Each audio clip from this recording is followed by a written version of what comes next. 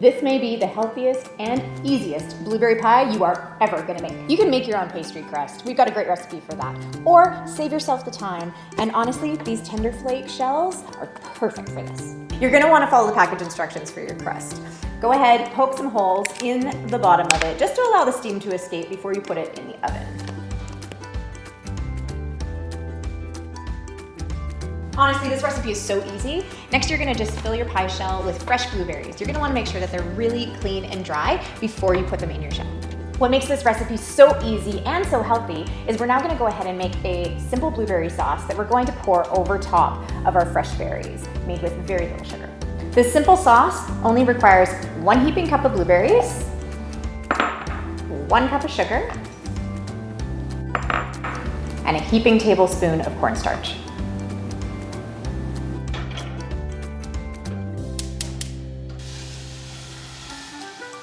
Once your sauce is done simmering, you're gonna pour it over top of the fresh berries.